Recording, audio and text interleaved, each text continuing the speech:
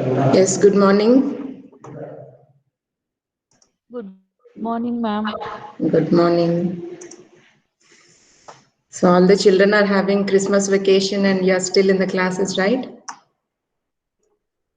Yes, ma'am. It happens.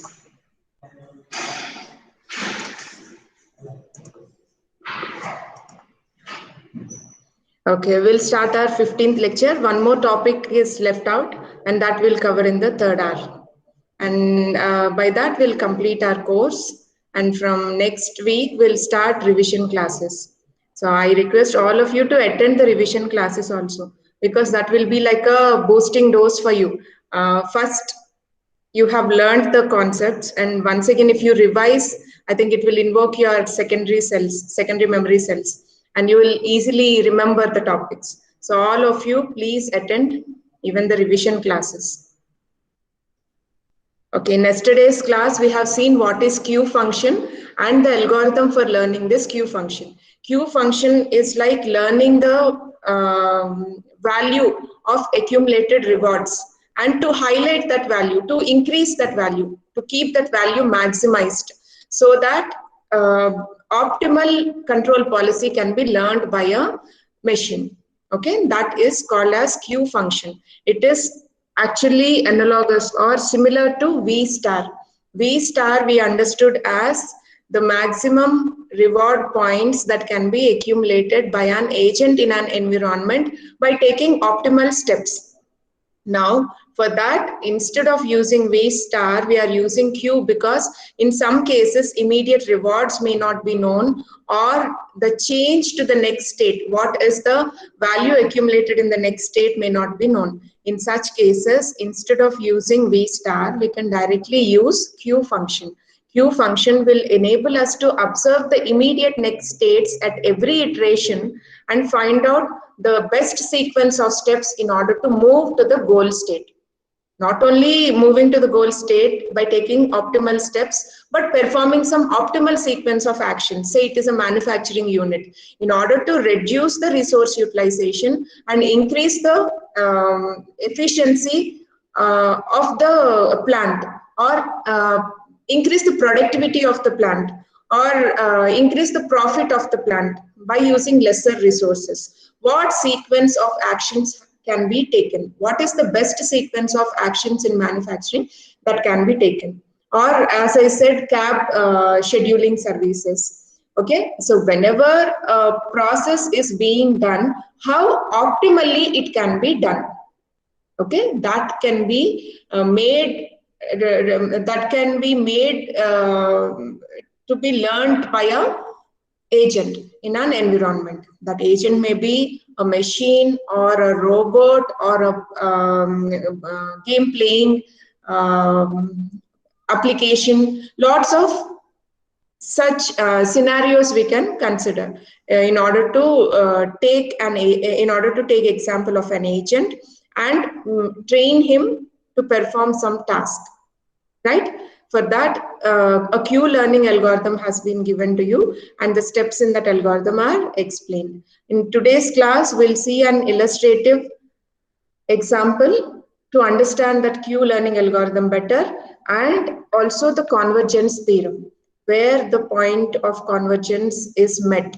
Means we try to estimate the Q learning function Q cap for for a state S and action A.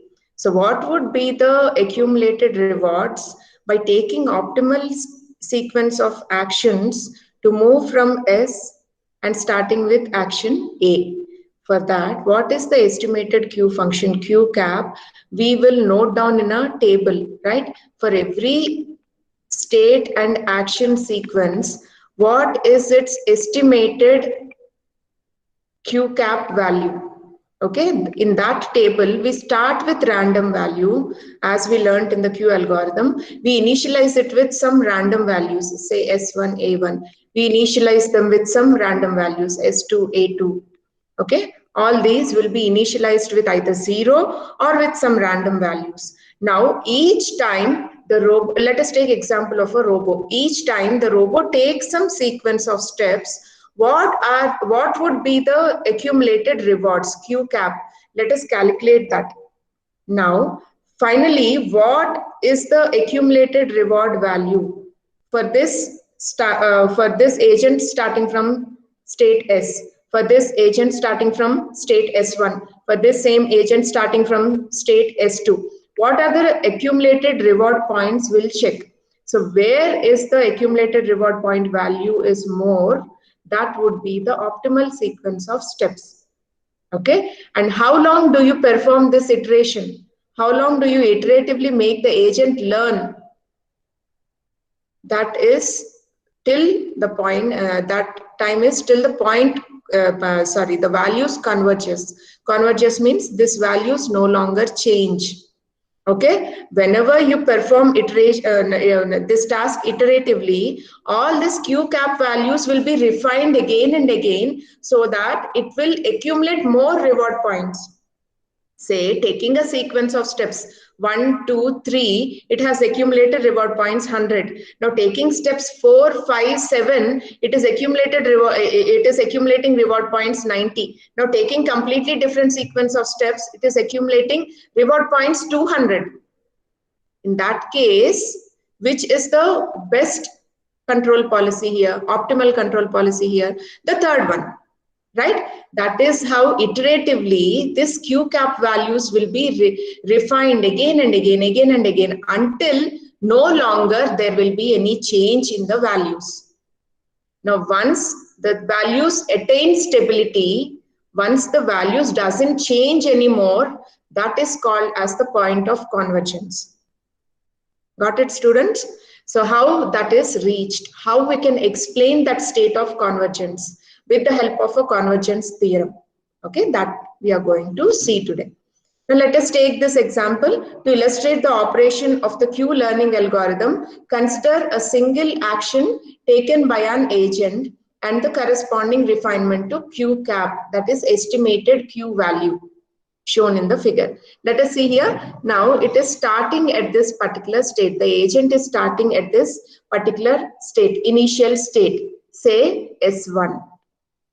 Okay, now when it is starting from S1 and moving further, if it moves in this direction, it is getting 73 points. And if it is moving backwards or staying in the same position, it is getting 66. Means when it is moving away from the goal, say this is the goal state. Now if it is moving away from the goal, reward points are reduced. If it is moving towards the goal, reward points are increased, right? So when it moves from this state further towards the goal state, it is getting 100 reward points because that is the optimal step to take towards the goal. Okay, but if it is moving in this downwards direction, it is getting lesser points. And that is given by the discounting factor gamma. These reward points, how they are calculated? By specifying the gamma factor, I have explained you in yesterday's class, right?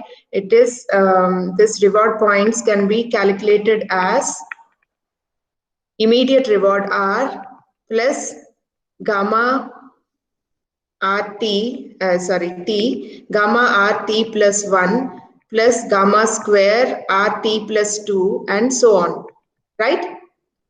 What did you understand from this? If an immediate reward is given at that point of time, it is RT. And in this case, reward is not known before the action is taken. That is why RT will always be 0.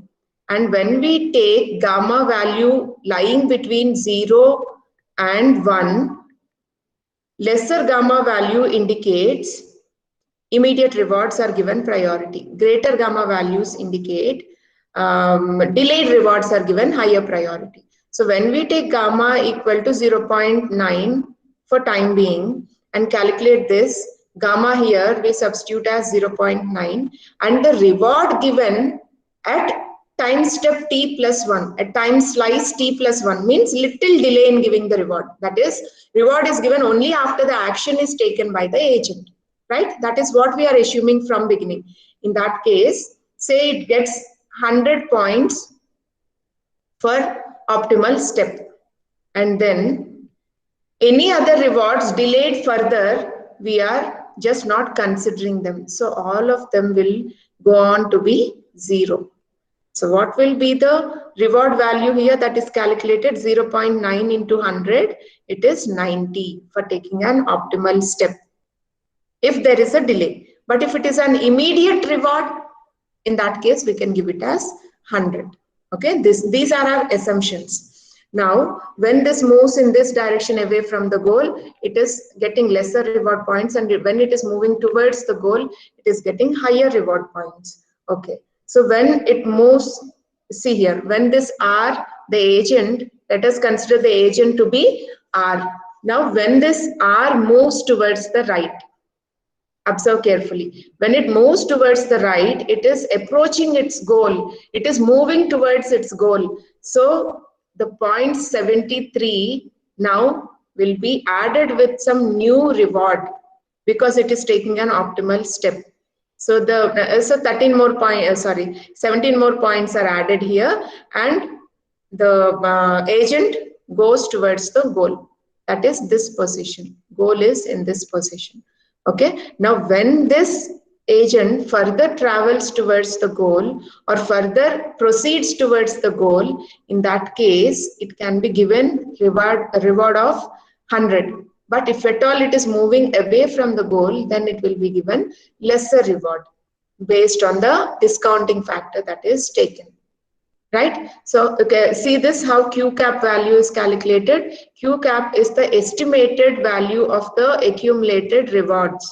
So this Q cap for taking an action A right, understand carefully, the estimated value of Q, that is the estimated accumulated reward values for taking a step starting from S1 and towards the right, action towards the right can be calculated as, you know this formula, the immediate reward plus the discounted factor multiplied by maximum of the Q cap values for going into the next state S2. Okay, so what is the immediate reward? Because no reward is given until the action is taken, immediate reward is considered to be 0 here. Plus, what is gamma? Gamma we have taken as 0.9 multiplied by maximum of the set of actions that can be taken at that position from that state, in which other directions it can move. It can move in various directions, right? So that directions is, it can move backwards. Consider this figure. It can move backwards.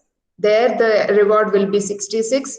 It can move downwards. There the reward would be 81. If it moves towards the goal, that is rightwards, the reward would be 100.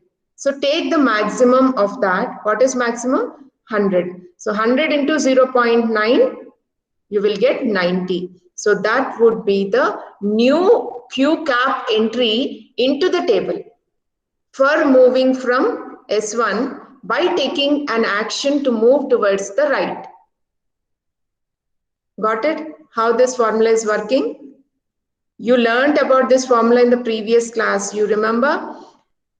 The Q cap estimated Q function value is always sum of the immediate reward plus discounted factor multiplied by the maximum of different actions that can be taken.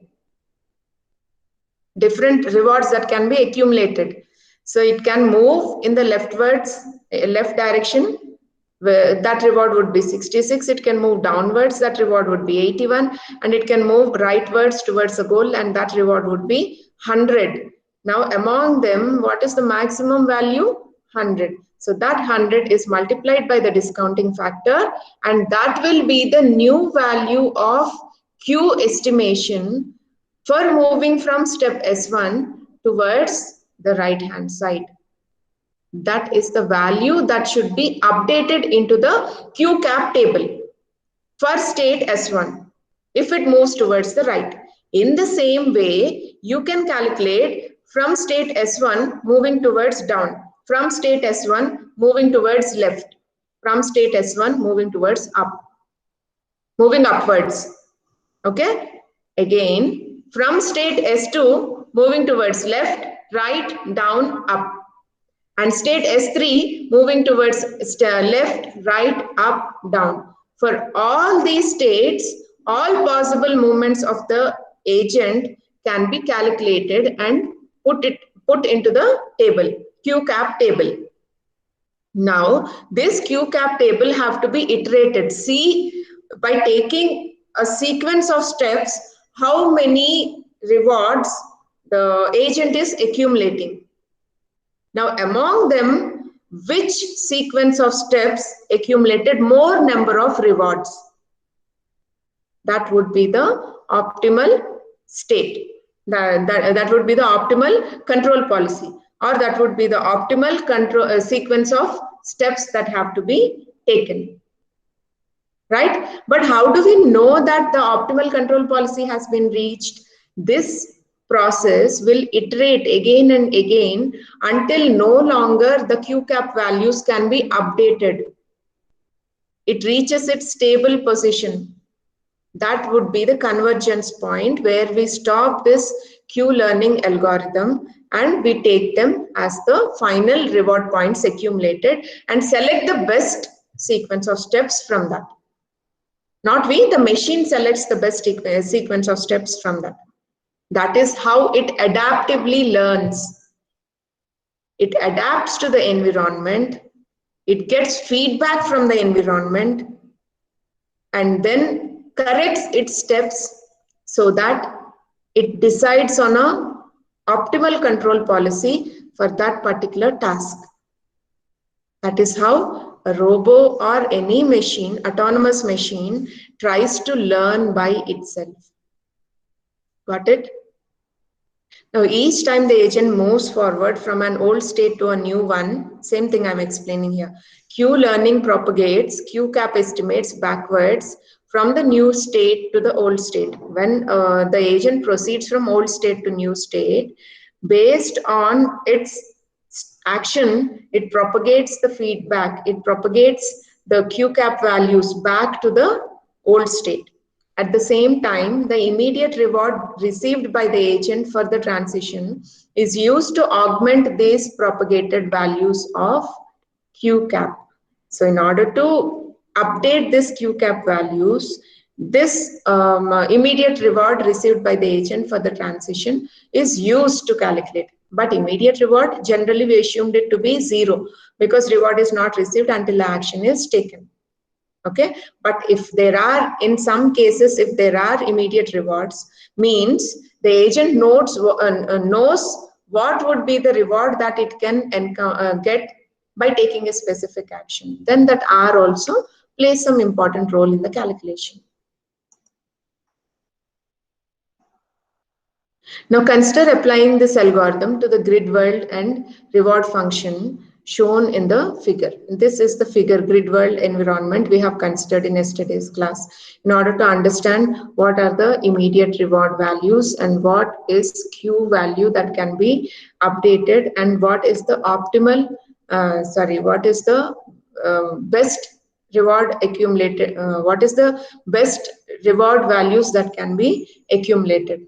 Okay, this figure I have explained you clearly in the last class, right? In this case, in this particular grid, every other step other than going towards the goal step, the reward 0 is given because entering the goal state is only the optimal step initially. Okay, so initially the rewards given are 100 and 100, and for every other move, the rewards given are 0. But the agent doesn't start only in this position or in this position, right? It can start from any of these states, this state or this state or this state. That is why the Q values are modified in the next step, so that if the agent from this position moves towards the goal, it is given 90. And if it moves away from the goal, it is given 81 points. Okay, this is calculated by using the formula given for Q of SA. Now these values are updated, means what would be the reward points that can be accumulated for moving from this position.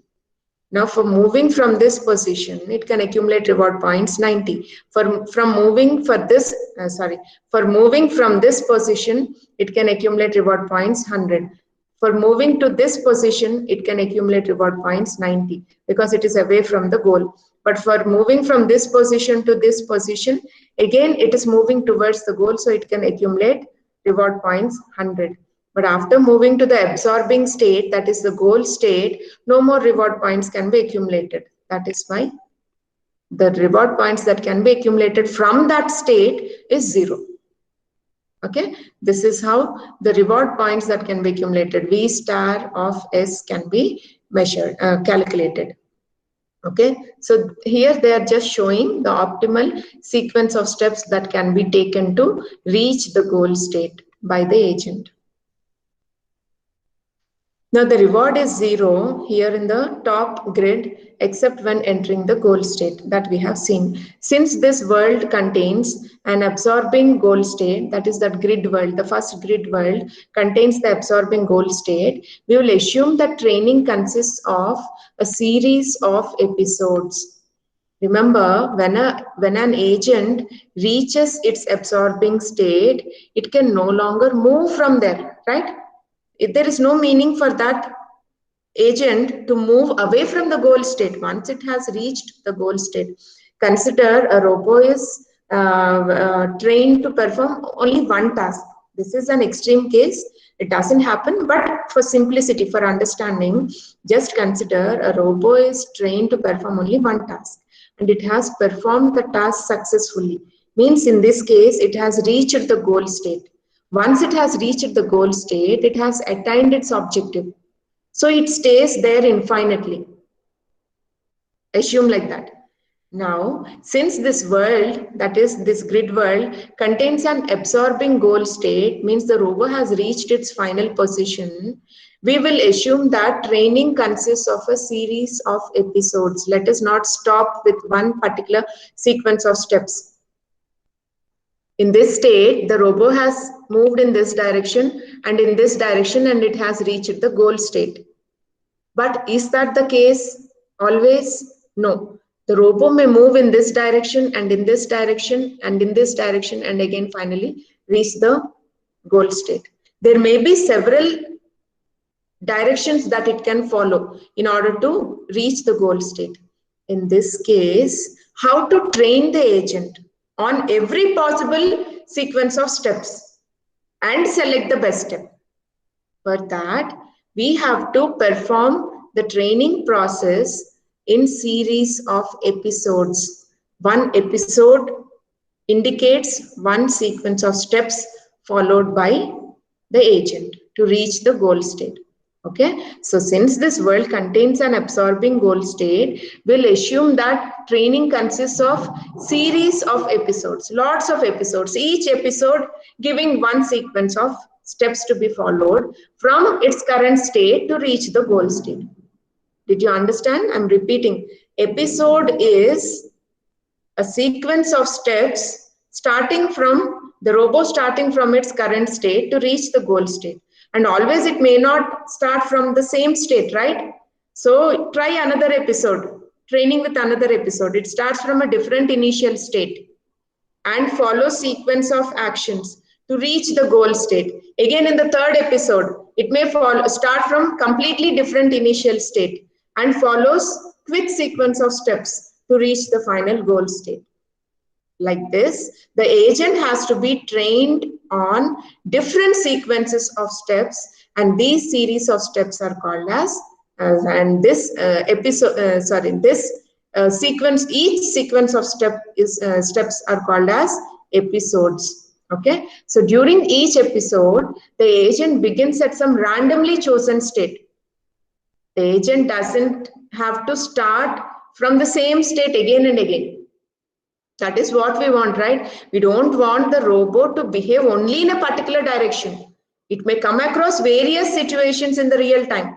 It has to handle all that, right? It may have to start at various states, but its ultimate goal is to reach the final state.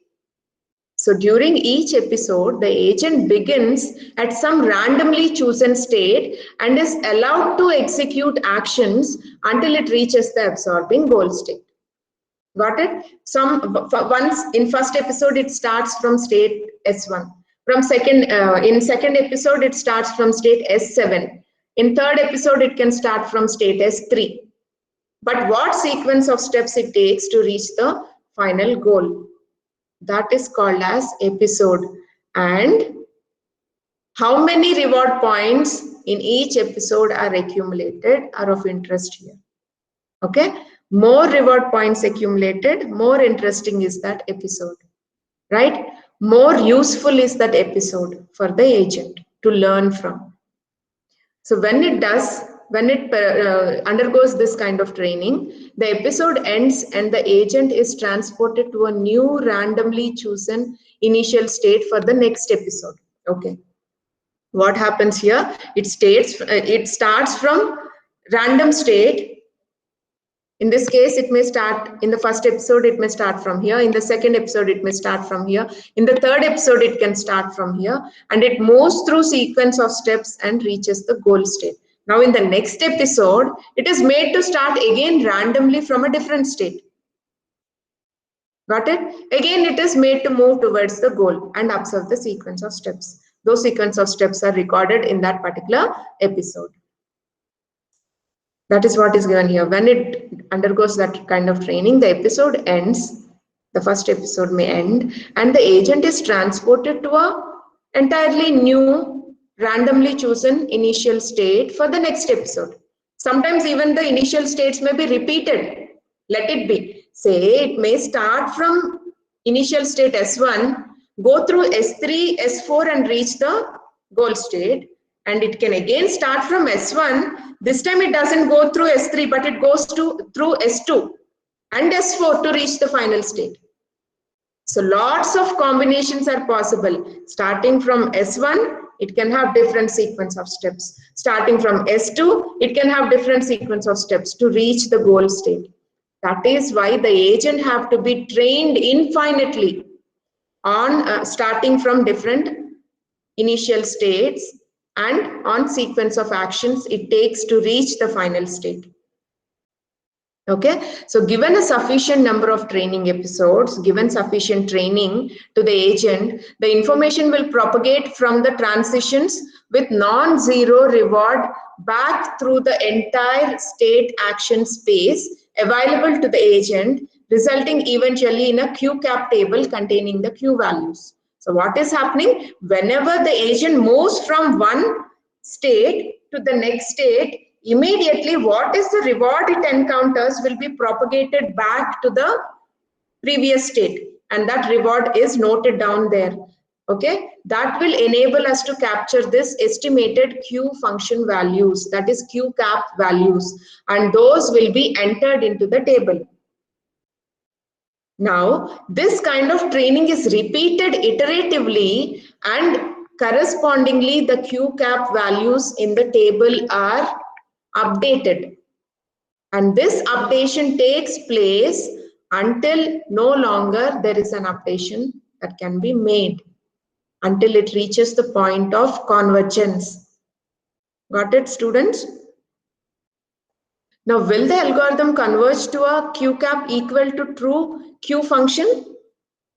That is what I said, right? That is the question. Will the algorithm converge towards a Q cap value, that is the estimated Q function being equal to the real Q function? Means the real in the real time, whether this estimation will meet the expectation, the original value Q? The answer is yes, but under certain conditions. First, we must assume the system is a deterministic Markov decision process. What do we mean by this? I already gave you an example of this. Markov decision process means the system will decide its current state based only on immediate previous state. It doesn't depend on all the previous states, but it depends only on its immediate previous step, immediate previous state. Okay, that is called as Markov decision process. So we should assume that the system is following this Markov decision process. Only then we can answer this question whether Q cap will reach this Q value or not, will become equal to this Q value or not. Okay, so second, we must assume the immediate reward values are bounded. Means there is some higher bound. Say for all the optimal steps, we'll give some bounded value 100. And for any other step, we give discounted values 90 or 80 or 70, like this, based on the discounting factor, gamma. What did you understand from this? We have fixed the maximum value to be 100 for the optimal step that is taken. We can't simply go on giving 200, 300,000 reward points, right? For that particular training for that particular experiment, you have to decide a higher bound on the reward that can be given for optimal move. That is what is given here. We must assume the immediate reward values are bounded. That is, there exists some positive constant C. In this case, we have taken it as 100 reward points, right? Such that for all states S and action A, the reward value when the agent moves from state S by taking action A is always lesser than this bound C. That is 100 in this case. That is why when we are giving the reward points, we are giving as 100, 91, 80, 77, 66. Did you observe? All are below this constant 100. Or it depends on you. You can fix it at 200 or you can fix it at 300. But once 300 is fixed, you can't go towards giving the reward points as 500 for an optimal step. For that experiment, what is the highest bound determined? That has to be followed. Now, third, we assume the agent selects actions in such a fashion that it visits every possible state action pair infinitely often. We have to assume that the agent selects actions in such a fashion that it visits every possible state action pair infinitely often. The agent has learned starting from state S1, reaching the goal point with some sequence of steps. Now in the second iteration, we need not avoid it from starting from state S1. It can start again from state S1, but this time take a different direction to reach the goal. That is different training for the agent. But this time the accumulated rewards may be more, who knows? So the agent has to go through the possible state action pairs infinitely often. It can start from S1, keep track of every possible action to reach the goal state. It can start from S2, keep track of every possible action it can take to reach the goal state G. Okay, so what it is doing is it is starting infinitely often from any of the states and learn its sequence of steps to reach the goal state. To find the optimal sequence of steps it has to follow by the end of this Q function, Q learning algorithm. Got it?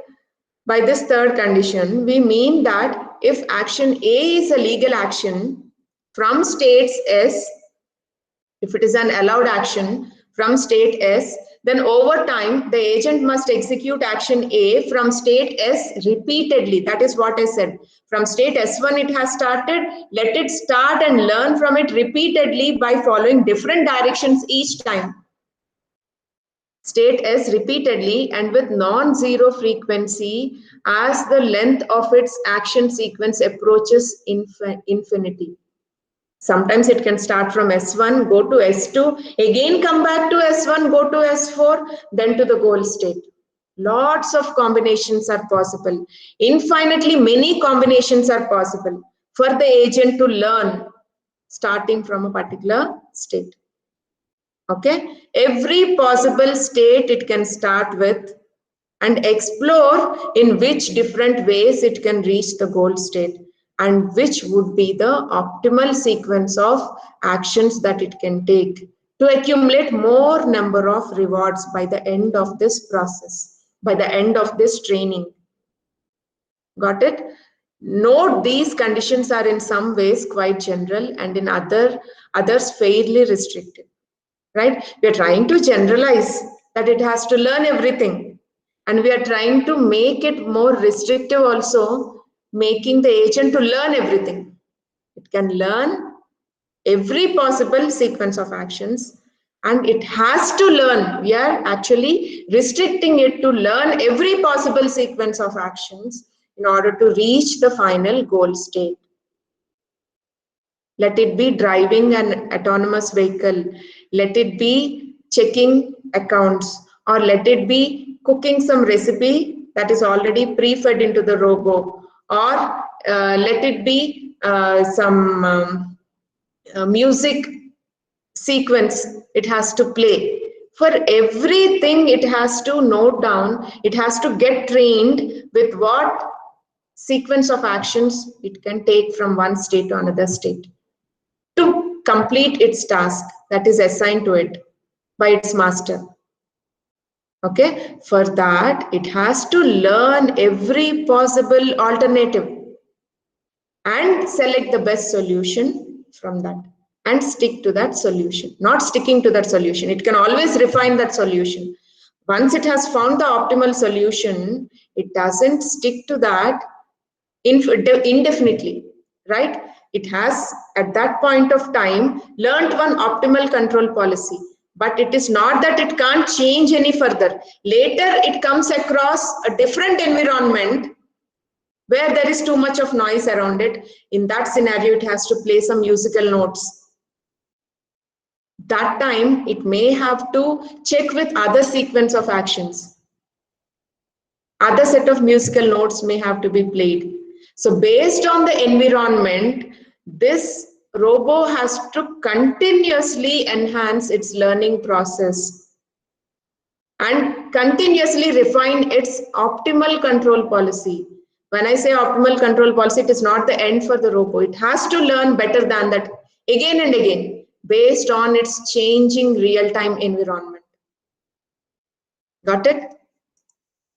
Now, the key idea underlying the proof of convergence is that the table entry Q cap, that is the estimated Q function value, with the largest error must have its error reduced by a factor of gamma whenever it is updated, right? How the Q cap value will be updated? Only by reducing the error that is recorded in the table. The key idea underlying the proof of convergence is that whatever table entry you make for the estimated Q function value with the largest error must have its error reduced by the discounted factor gamma. So whenever an updation takes place, that updation should be in such a way that the error of that agent learning has to be reduced. Only that kind of estimated value have to be put into the table. If the error is being increased, perform the iteration again without updating the Q cap value in the table, right? Something what you did in your post pruning, you try to reduce the error in prediction by the decision tree by refining the values, right? As another example I'll give you. Say, whenever you cut a branch from the decision tree, if it is not increasing the performance of the decision tree, keep the branch as it is. But after cutting that branch from the decision tree, if it is improving the performance of the decision tree, means it is reducing the prediction error, then it is a good decision to remove that branch, to make the decision tree as simple as possible according to your Occam's razor method. Simple decision trees are always preferred, right?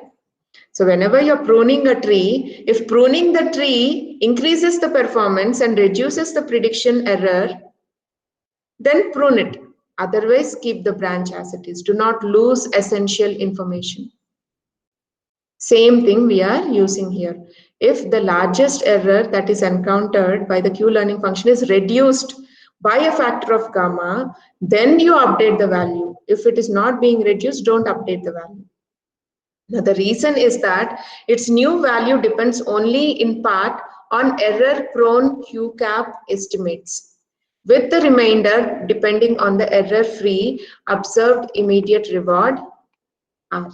I'll read it again. The reason is that its new value depends only in part on error-prone Q-cap estimates. Q-cap estimates are error-prone because we are just estimating by starting with a random value and finally fine-tuning them to arrive at the final convergence point. So they are highly error-prone, with the remainder depending on the error-free observed immediate reward R. This Q-cap estimated values are always dependent on the immediate reward that is encountered by taking an action. Okay, that is why we have to go towards a point of convergence by indefinitely training the agent. We can't compromise by doing some 10 iterations or 20 iterations. It has to be done repeatedly so that because this Q-cap estimate is highly error prone and it solely depends on the immediate reward that is given to the agent when some action is taken. So what is the theorem that explains this convergence of Q-learning better? Let us see here. Convergence of Q-learning for deterministic Markov decision processes. How is it explained by this theorem? Listen carefully. Consider a Q-learning agent. An agent is learning by using Q-learning approach.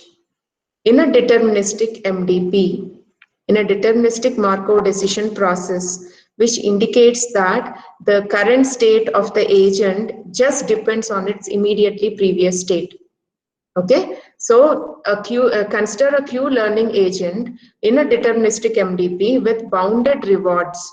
Bounded rewards means there is some maximum point that is decided for the rewards, 100 or 200 you can take. So that for every state and action pair, the reward given for moving from state S by taking an action A always will be lesser than or equal to that bounded value, that is 100 in this case.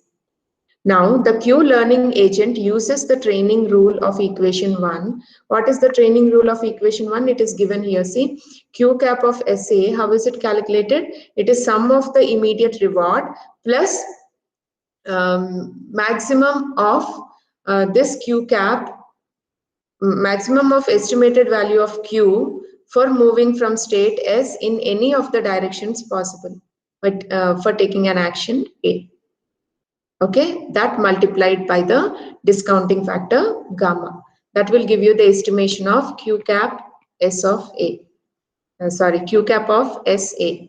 Right? That the Q-learning agent uses this training rule given in this equation.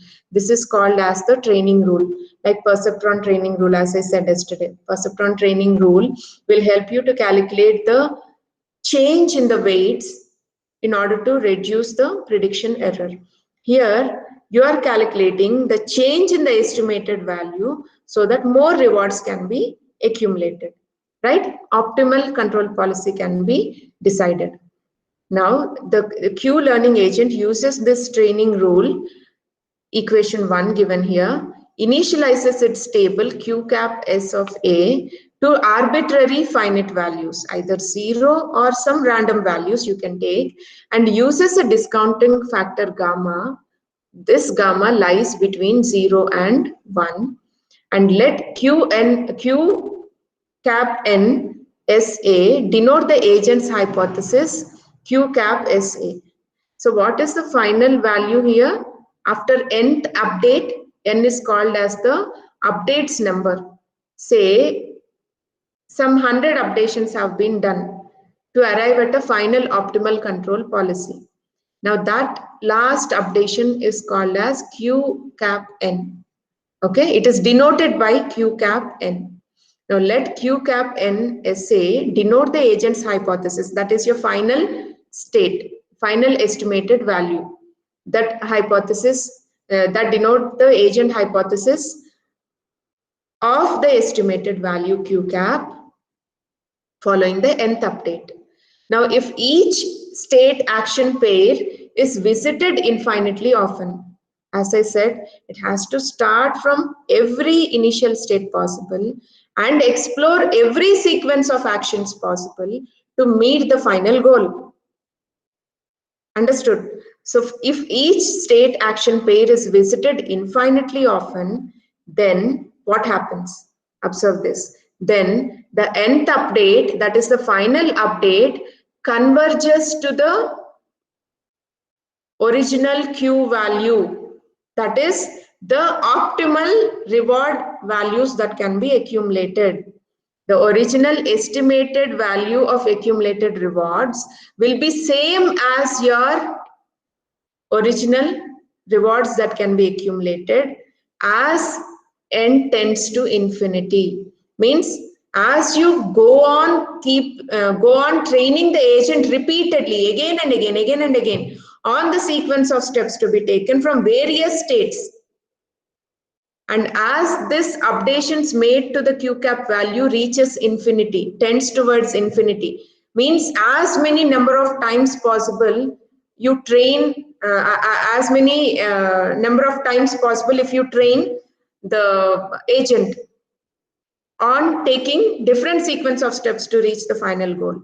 As it tends to infinity, the more you train the agent, then the updated QCAP value will be equal to the original Q function value for all state and action pairs. Got it? This is called the convergence theorem or convergence of Q learning. But remember, for Markov decision process only. Why? Because we are just considering only the immediately previous step, the immediately previous state. We are not considering all the previous states positions or all the previous states of that particular current state. We are just taking its immediately previous state. That is why it is called as convergence of Q learning for deterministic Markov decision processes. Got it? For this, the proof is given in the textbook, which is not required. But if you are interested, we can arrange for a separate class and I'll explain you that proof also. Okay? So understanding the basic convergence theorem is important, and that is very well explained in this slide. Now in the next class, that is your third hour now today, we'll go through experimentation strategies and updating the sequence. That will complete our course.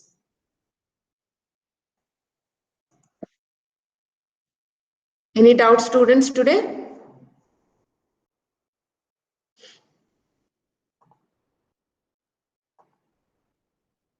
Okay, then we'll meet with the next topic in the next class.